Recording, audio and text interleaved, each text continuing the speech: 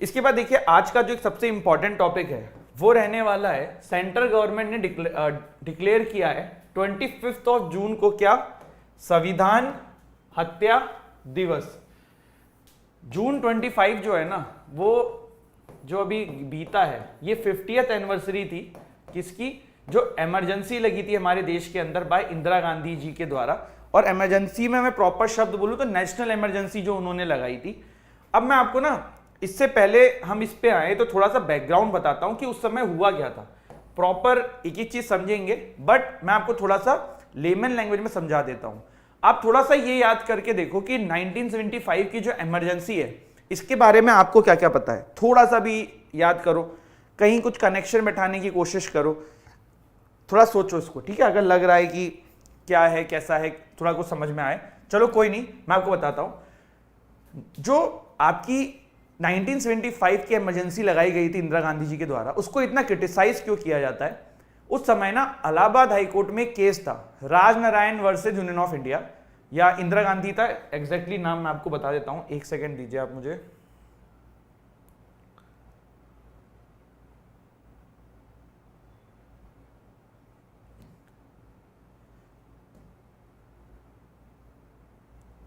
हाँ, state of Uttar Pradesh versus Rajnarayan था ये केस थे ना। आप इस पूरी इमरजेंसी की कहानी का स्टार्टिंग देख सकते हो, और बहुत सारे रीजंस थे जिसकी वजह से वो इमरजेंसी लगाई गई थी इंदिरा गांधी जी की सरकार के द्वारा, लेकिन this is one of the major reason.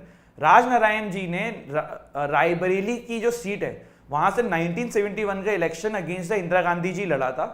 वो इलेक्शन हार गए थे कुछ वोटों से। उसके बाद उन्होंने कोर्ट में केस किया कि इंदिरा गांधी जी ने अपनी पावर का यूज करके, मिसयूज करके, नॉट यूज, मिसयूज करके ये इलेक्शन जीता है। और 1975 में इलाहाबाद हाईकोर्ट का एक वर्डिक्ट आता है जिसमें इंदिरा गांधी जी को अगले इसके लिए मतलब दोषी पाया जाता है और 6 साल के लिए अब इलेक्शन लड़ने से मतलब बर्खास्त कर दिया जाता है। एक ये चीज थी। दूसरा ये था कि उस समय ना कांग्रेस के अगेंस्ट में जैसे जयप्रकाश नारायण जी जो हैं, या और भी जो मतलब लोकल लीडर्स थे, वो नेशन वाइड प्रोटेस्ट कर रहे थे और वो कांग्रेस को काफी अगेंस्ट में जा रही थी। इसके अलावा सिर्फ यही नहीं था, भारत में लेबर एसोसिएशंस और इस तरीके के एसोसिएशंस जो हैं, वो भी उस समय काफी सारी मैसिव लेवल पे प्रोटेस्ट कर रही थी अलग अलग पार्ट्स के अंदर। ये भी एक रीजन था। गवर्नमेंट का ये भी कहना था कि भैया हमें एक्सटर्नल थ्रेट भी है, इंटरनल थ्रेट तो है ही है ये, जिसकी वजह से हमने जो है ये इमरजेंसी लगा दिया। अब क्वेश्चन ये है ना कि इस तरीके की चीजों के लिए हमने कभी इमरजेंसी सुनी नहीं थी, और लोगों का ये मानना है, जानकारों का ये मानना है कि कोई नीड नहीं थी। इंदिरा गांधी जी ने जस्ट बिकॉज उनकी सरकार चली जाती इसलिए ये इमरजेंसी लगाई कि कुछ समय तक वो सत्ता में और रह सकें, और इसी के वजह से इसको बहुत ज्यादा क्रिटिसाइज किया जाता है। अब थोड़ा फैक्ट बेसिस पे इसको आके अपन देखते हैं, जो आपके एग्जाम्स में इस पे से क्वेश्चन बन सकते हैं, ठीक। तो जून 25 को इंडिया ने 50th anniversary of emergency mark किया। एक 21 महीने का ये पीरियड था फ्रॉम 1975 टू 1977, जिसमें प्राइम मिनिस्टर इंदिरा गांधी जी ने सस्पेंड कर दी थी क्या, civil liberties, press freedom, made mass arrest, cancel elections and ruled by decree. ये जो इमरजेंसी का प्रोविजन अगर आपसे पूछ लें एग्जाम्स में कहां लिखा हुआ है, तो आर्टिकल 352 से 360 under part 18 of Indian constitution जो है वो बताता है कि भैया इमरजेंसी आप किस किस चीजों पे लगा सकते हो, कैसे कैसे लगा सकते हो। अगर कोई आपसे पूछ ले कि आप हमारे देश की कॉन्स्टिट्यूशन के अंदर, अब देखो ये टॉपिक बहुत इंपॉर्टेंट है, तो अगर इस पे पैसेज आएगा तो ये सब क्वेश्चन बनना बहुत नॉर्मल से हैं। एक क्वेश्चन ये बन सकता है कि भारत ने इमरजेंसी का प्रोविजन कहां से उठाया है, तो वेबिनार के कॉन्स्टिट्यूशन से उठाया है, वेमार कॉन्स्टिट्यूशन से उठाया है। वेमार कॉन्स्टिट्यूशन जर्मनी के कॉन्स्टिट्यूशन को बोलते हैं। तो बेसिकली हमने ये जर्मनी से ये प्रोविजन उठाया इमरजेंसी का, and this is important also क्योंकि अभी ये काफी न्यूज में है, तो ये क्वेश्चन बन सकता है। ये जो 21 मंथ थे फ्रॉम 1975 से 1977, उस समय इंदिरा गांधी जी ने ऑफिशियली प्रेसिडेंट फखरुद्दीन अली अहमद उस समय थे, उनके अंदर में under article 352 of the constitution of India का यूज करके इंटरनल डिस्टर्बेंस का रीजन बताते हुए इमरजेंसी हमारे पूरे देश में लगा दी थी।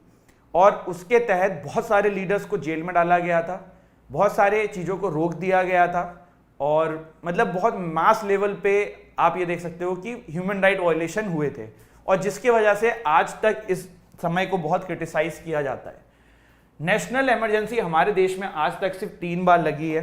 दो बार आपको लगेगा कि हाँ सर ये तो समझ में आता है, जैसे कि इंडो चाइना वॉर 1962 का हुआ था, इंडो पाकिस्तान वॉर जो आज की डेट में बांग्लादेश है, उसमें जब ईस्ट पाकिस्तान वर्सेस इंडिया का युद्ध हुआ था 1971 में, तब लगी थी। फिर ये 1975 से 1977 में बिना किसी इस तरीके की सिचुएशन में ये इमरजेंसी लगाई गई थी, जिसकी वजह से इसको आज भी बहुत ज़्यादा क्रिटिसाइज किया जाता है। ठीक, इसके अलावा क्या रीजंस रहे थे इंदिरा गांधी जी के द्वारा 1975 में ये इमरजेंसी लगाने के, तो देख लेते हैं। सबसे पहले इंटरनल डिस्टर्बेंस में जो इंदिरा गांधी जी ने बताया था कि भैया भारत में इंटरनल जो है बहुत सारी ऑर्गेनाइजेशन इकट्ठा हो रही हैं, ये भारत में मतलब प्रॉब्लम कर सकती हैं, वायलेंस कर सकती हैं, देश का लॉ एंड ऑर्डर खराब कर सकती हैं। तो ये उनका पर्सपेक्टिव था। बेसिकली था क्या, नेशन वाइड प्रोटेस्ट हो रही थी ऑन जयप्रकाश नारायण जी के द्वारा संपूर्ण क्रांति और टोटल इवोल्यूशन करके इन्होंने वो नारा दिया था। बेसिकली जो कांग्रेस सरकार थी उस समय, इंदिरा गांधी जी की जो सरकार थी, उसके अगेंस्ट में प्रोटेस्ट देखने को मिल रही थी। तो एक ये कारण था। फिर मैंने जैसा आपको बताया, राजनारायण सिंह वर्सेस उत्तर प्रदेश का जो केस था, उसमें इलाहाबाद हाईकोर्ट ने राजनारायण सिंह जी के फेवर में वर्डिक्ट दे दिया था और इंदिरा गांधी जी को 6 साल के इलेक्शन लड़ने से बाहर कर रहे थे। उसका भी एक बहुत बड़ा मेजर फैक्टर था जिसकी वजह से ये इमरजेंसी लगा दी गई थी। इकोनॉमिक चैलेंजेस भी थे। भारत की जो अलग अलग जो है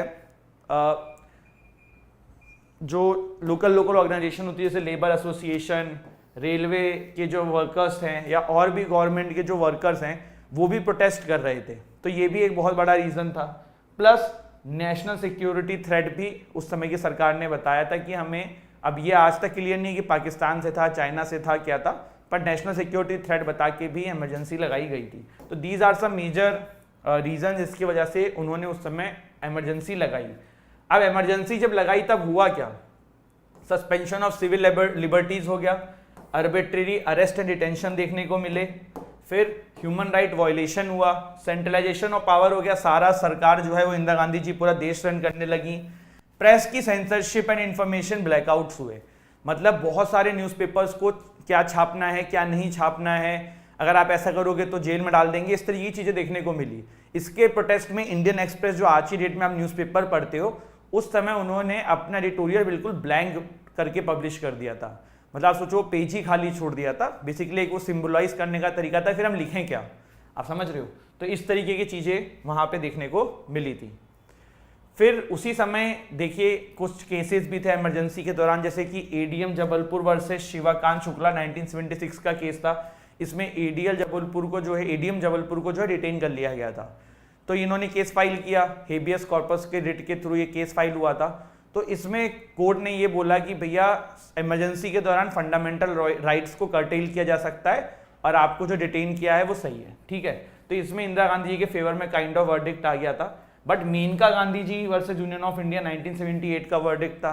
मेनका गांधी इंदिरा गांधी के रिलेटिव ही हैं, आपको पता ही है। इनका पासपोर्ट जब्त कर लिया गया था, इनको उससे बाहर नहीं जाने दिया जा रहा था।